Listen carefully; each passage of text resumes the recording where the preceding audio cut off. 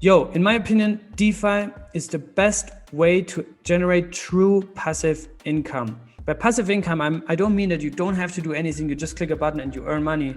But DeFi is actually something that's very, very close to that. You have to put in initial research to find the good DeFi protocols, to also have a good strategy. But once you set this up, it's pretty much running on its own, right? And I know people that make 4, even 5 figures a month just from providing liquidity, from staking, from compounding their stakes. In today's video, I want to share a little bit of my personal experience and also places on where I analyze information to evaluate the value of a certain network in Cosmos, right? Because Cosmos DeFi is where I'm at home. Cosmos DeFi is where I'm having 99% of my money at this point.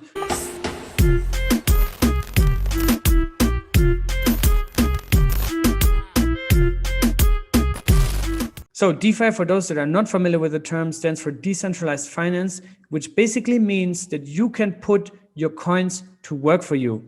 This has not been possible 3-4 years ago in crypto. This is a concept that really became big in 2020, in the first DeFi summer of 2020, which mostly was in Ethereum.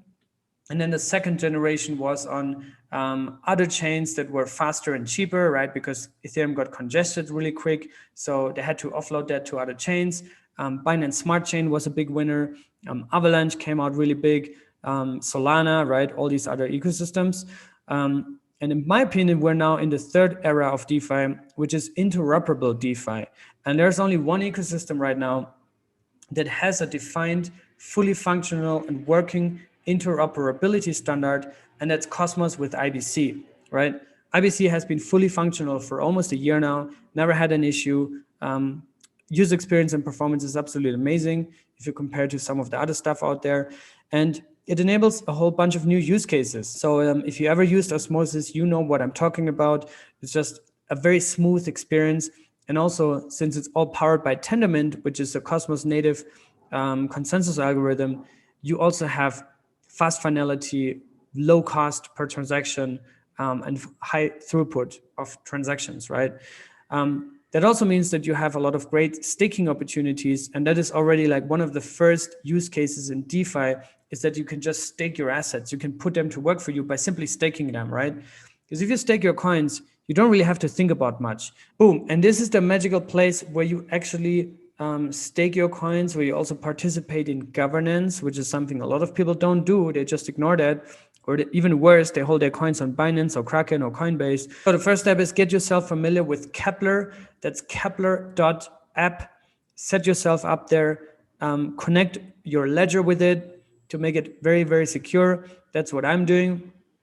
Ledger is a physical device that you can connect to your Keplr wallet, and you can set up a wallet. So whenever you want to make a transaction, you have to have your physical device for it, which, you know, in terms of crypto security and taking full accountability of your funds and also responsibility is the smartest thing that you can do. If you don't have it installed, click here. If you already have it, click on go to dashboard, and you will be redirected to this incredibly beautiful user interface. Josh Lee and the Keplr team have done an amazing job in constantly improving the UI and UX for the users. For example, what's new now is that you can see your total balance across all IBC tokens that you're holding. You can see how many claimable rewards you have outstanding that you can claim here in one click, your asset allocation, and all these cool things, right? What the APRs are for certain chains. You can get to the website really quick. You can get to the Explorer real quick. Very, very smooth. And you can even vote in governance in one click. So that's absolutely incredible user experience. And I know the Keplr team, same for the Osmosis team, and also the Amherst team, and all these, like most teams in Cosmos, take the UX and the user experience and the UI really, really, really, essential. And you can also see that when you use the products. Personally, I'm mostly staking Atom on the Cosmos Hub, right? That's my number one, because I think Atom is the base money of Cosmos. You get the most airdrops, right? Even Osmo initially was given to Atom stakers and holders. Then I have a large bag of Osmo that I'm also staking natively on chain. I would say like 70% I'm staking, and then only 30% I have in liquidity pools, because you have what's called impermanent loss, right? Where you might sacrifice some of the APRs through the concept of liquidity provision. but still 66% is incredibly strong. And I've been farming since day one, right? So this is really, really cool. In the beginning, it was more than 1,000% APR. And then actually, those are two of my largest positions in Cosmos. I have Juno that I'm also staking at 105% APR, as well as Stargaze, which is the kind of like OpenSea of Cosmos, that you can stake also at above 100%. We can look into this in a second, because you see that it doesn't show an APR here. So how do you find that information? But I will show you that in a second. But anyway, what you can do here, also just participate in governance, right? Especially Juno has had a lot of like, big and controversial proposals. For example, the proposal 16, which was a big one.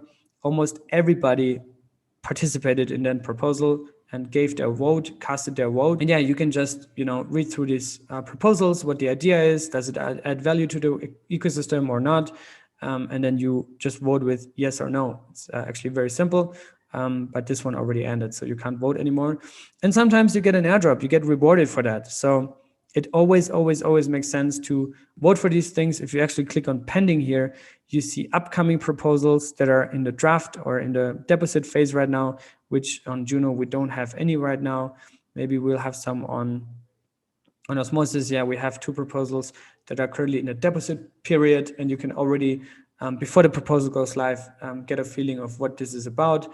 Everybody should vote because you have a say in the network, you have a stake in the network, a financial stake, which means you have a voice in the network, and you should make use of that. And also you're maximizing eligibility for potential airdrops.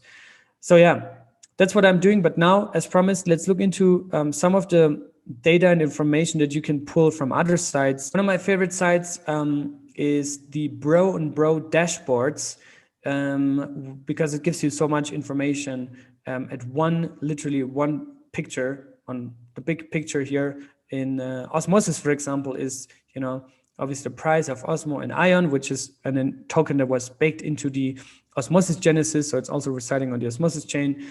How many tokens are there in a community pool? You can see what's the APR right now, the total bonded ratio, which means how much of the network is being staked. What's the unbonding period? What's the current block time? What's the last block height? Like how many active validators are there? You can analyze a lot of these things. But now, as we didn't see the APR on Stargaze, let's actually look that up right here. Stargaze stats, you can see the APR currently is 105% APR, right? So if you compound it, it's even more, and inflation is 35%. It's a brand new token, so that's why the inflation is also super high. But they also just launched their NFT marketplace and the Genesis Mint. So yeah, there's a lot of cool stuff coming for Stargaze. And yeah, I'm staking Stargaze like crazy. Same for Juno, which you can also analyze right here. You can see the current inflation is actually a bit higher, 40%, and APRs are here 91%. So actually, I think these numbers here are on a per block basis. Maybe the ones on Keplr are not directly connected to the chain and are maybe pulled from other sites, but I think these ones are more accurate. So if you want exact numbers, maybe stick to the Bro and Bro dashboards. And you can see, for example, the unbonding here is 28 days, so a bit longer. But yeah, you just get a feeling for each network and how valuable the networks are, how much activity is going on there, the price change, right? And that's all being refreshed on a per block basis, actually on a 5-second basis, you can define that. But yeah, that's cool. Bro and Bro Validator, actually, we can also check them out on Twitter. They have been building this. And yeah, also go and show support for them, bro_n_bro. And the website is monitor.broandbro.io. Another account I highly recommend you guys actually to follow up here on Twitter is Map of Zones. Map of Zones is the premier Cosmos network explorer in terms of visualization and IBC activity. They have constantly also improved their front end, constantly improved also and updated with new chains that are being added to the Cosmos ecosystem. And if we go on their website, which I think this should be bookmarked on your computer, and you should always check these numbers, because that's how you truly analyze how much activity is actually going on chain, right? So on mapofzones.com, you actually see in real time the development and the establishment of the Internet of Blockchains, which is the Cosmos network or the IBC economy, right? And you can analyze these numbers, and I always emphasize that, super important. Keep track of that. If you want to really see the development and the progress of a certain chain in Cosmos, you need to have mapofzones.com bookmarked. Osmosis has 385,000 monthly active users. The Cosmos Hub, 250,000. And you can also see how many IBC channels there exist to other chains, right? The Cosmos Hub by far leading, Osmosis 214. And then you can see a lot of chains have way less than 100, right? So that's also kind of like part of the value of a certain network, is how interconnected they actually are to other chains. And yeah, you can just play around with these numbers, change the time frames, look at the IBC activity, how active people really are on a weekly basis, right? A lot of cool things to analyze here, and also to see this list growing, right? We're at 42 chains right now. Probably by the end of the year, we'll be at 150, 200. So yeah, this is only growing, only up and to the right. Another site that you should also get familiar with is mintscan.io, which is the premier kind of like chain explorer. And you can just jump from chain to chain here, whichever chain you want to analyze. If we stick to the Cosmos Hub, you can always see the price, the current block time, market cap, trading volume, bonded token ratio, right? How much of the tokens are bonded and stick to the network? What's the inflation? Which validator validated the last blocks? Transactions that are going on? Who are the validators? What's their commissions? What's their participation in governance? What's their uptime, right? All these cool things that you can analyze on a deeper level here. How many tokens are in the community pool? Which assets are residing on the chain? IBC relayers, which is this 300 that we just saw on Map of Zones. So there should be 300 channels here to all the other chains, active proposals, and all these cool things. So those are some of the things, like if you analyze that, you can get a great feeling for the underlying value and valuation of the network. And then you put that into perspective with some other networks out there, but also within Cosmos, you can also compare that, right? Because now we have a bunch of DEXs, we have a bunch of NFT platforms. Go on their website, analyze the team, and you get a great feeling. But yeah, what I'm mostly doing is just staking, compounding, keeping it low key and keeping it chill, not chase too much out there. Sure, be early in certain, innovative products, like I was on Osmosis, like I was also on Juno, which is a brand new chain that went live a few months ago in Cosmos, smart contract chain. And be early on Stargaze, be early on like the big players, right? FMOS, Agoric, Axelar, that are all coming out.